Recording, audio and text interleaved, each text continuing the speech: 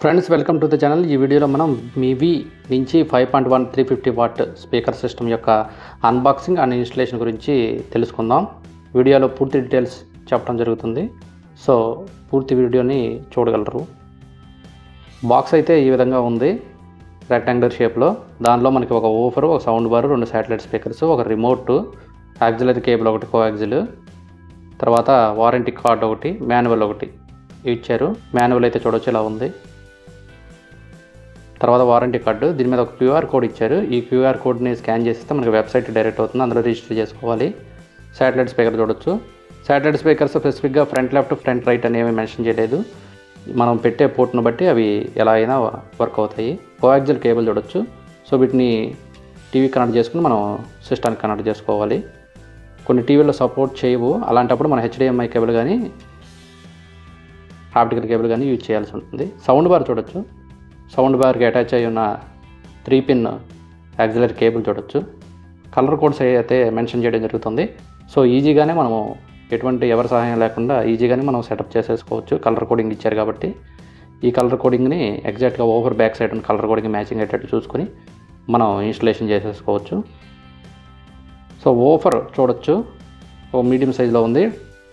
Finishing అయితే బాగుంది. 350 what, 500 what, 750 వాట్కి ఇంకా ఫినిషింగ్ ఇంకా ప్రీమియంగా ఉంది. ఇది కూడా పర్వాలేదు, చాలా బాగుంది. ఈ టాప్లో ఇచ్చిన ఈ బటన్ బట్టి మనం మోడ్స్ చేంజ్ చేసుకోవచ్చు, బ్లూటూత్, కోయాక్సిల్, ఆప్టికల్ అని.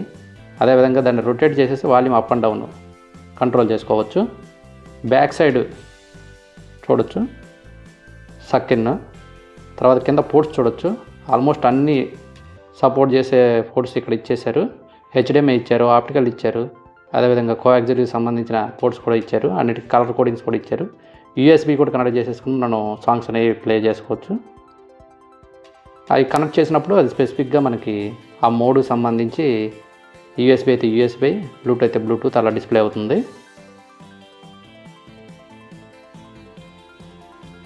తర్వాత దీనికి పవర్ కేబుల్ కూడా ఇచ్చారు. ఇది కూడా దాదాపు 1 to 1.5 మీటర్ లెంత్ ఇచ్చారు. శాటిలైట్ స్పీకర్స్ యొక్క లెంత్ కూడా మనకి దాదాపు 5 మీటర్స్ దాకా ఇచ్చారు. అంటే దాదాపు 15 అడుగుల దాకా వీటి యొక్క లెంత్ ఉంది, సరిపోతుంది. లేదంటే మనం ఎక్స్టెన్షన్ కేబుల్స్ అనేవి యూజ్ చేయాల్సి ఉంటుంది, ఎలక్ట్రానిక్ షాప్స్లో దొరుకుతాయి. వీటిని సెటప్ చేసుకోవాలి ఎగ్జాక్ట్గా 5.1 మోడ్లో మనం సెటప్ చేసుకోవాలి అంటే మటుకు గోడకి మనం ఎలక్ట్రీషియన్ కానీ హెల్ప్ తీసుకోవాలి. లేదు నార్మల్గా టీవీకి ప్యారలల్గా అరేంజ్ చేసుకోవాలని చెప్తే సౌండ్ బార్ పక్కన శాటిలైట్ స్పీకర్స్, దాని పక్కన మనం ఓఫర్ పెట్టేసుకుని నార్మల్గా అయితే యూజ్ చేసుకోవచ్చు. ఇక్కడ చూడొచ్చు మీరు, నేను ఇక్కడ కనెక్ట్ చేస్తున్నాను. శాటిలైట్ స్పీకర్ సంబంధించి కూడా రెండింటికి వైట్ కలర్ ఇచ్చారు. ఏది ఎందులో పెట్టినా పర్వాలేదు. మనకి సౌండ్ బార్ పెట్టేసిన తర్వాత పక్క పోర్ట్స్లో మనం శాటిలైట్ పోర్ట్స్కి సంబంధించిన ఈ ఫ్లెక్స్ని ఇన్సర్ట్ చేసుకోవాలి. ప్రెస్ అండ్ పుల్ టైప్ ఇచ్చేసారు. సో చాలా ఈజీగా ఉంది ఇన్స్టలేషన్ అనేది. తర్వాత ఒకటి ఆప్టికల్ పోర్ట్, అది ఆప్టికల్ కేబుల్ దీనిలో అయితే ఇవ్వట్లేదు, ఓన్లీ కోయాక్సిల్ కేబుల్ వేస్తున్నారు. దీనివల్ల ఏంటంటే కొన్ని టీవీలు కోయాక్సిల్ కేబుల్ని సపోర్ట్ చేయవు, శాంసంగ్ లాంటి టీవీలు ఈ కేబుల్ని సపోర్ట్ చేయవు. సో దీనిలోంచి మనకి ఆడియో అవుట్పుట్ రాదు. సో మనం కంపల్సరీ హెచ్డిఎంఐ ఆర్క్ కేబుల్ కానీ లేదంటే ఆప్టికల్ కేబుల్ కానీ యూజ్ చేయాల్సి ఉంటుంది. వాటిని కూడా వీడియోలో నేను ముందు మీకు చూపిస్తాను.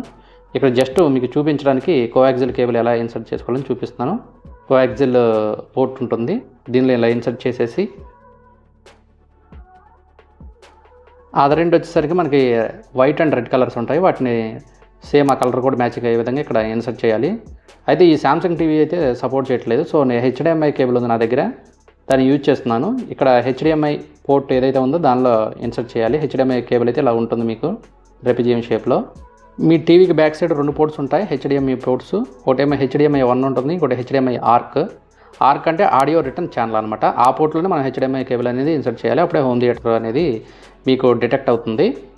సో చూడొచ్చు దీని యొక్క షేప్ మీరు ఈ విధంగా ఉంటుంది. దీన్ని తీసుకెళ్ళి మనం రెస్పెక్టివ్ పోర్ట్లో ఇన్సర్ట్ చేయాల్సి ఉంటుంది. సో దీని కాకుండా నేను ఆప్టికల్ కేబుల్ అన్నాను కదా, ఆప్టికల్ కేబుల్ కూడా చూపిస్తున్నాను. దీన్ని నేను జిబ్రానిక్స్ ఫ్లిప్కార్ట్ నుంచి తెప్పించాను, 299 రూపాయలు పడుతుంది.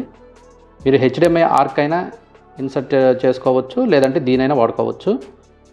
సో హెచ్డిఎంఐ కేబుల్ లెంత్ తక్కువ ఉండటం వల్ల నేను ఈ ఆప్టికల్ కేబుల్ తెప్పించాను. దీని లెంత్ అయితే 3 మీటర్స్ ఉంది.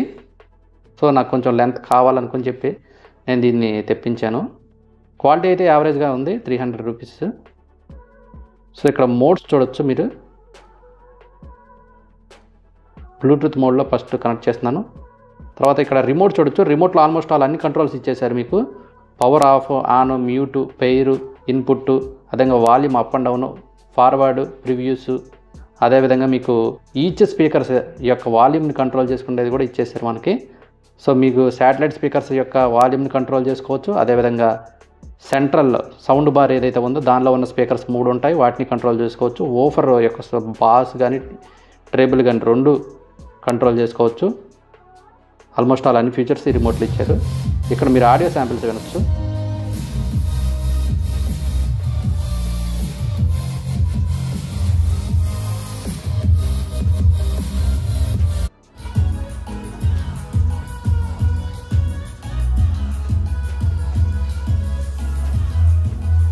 టెంపరీగా ఇలా సెట్ చేయడం జరిగింది. సౌండ్ బార్ బాస్ అయితే అదిరిపోయింది, క్వాలిటీ అదిరిపోయింది. టోటల్ 6000 పడింది. ఫ్లిప్కార్ట్ నుంచి తెప్పించడం జరిగింది. లింక్ డిస్క్రిప్షన్లో ఇచ్చేస్తాను. Thank you for watching.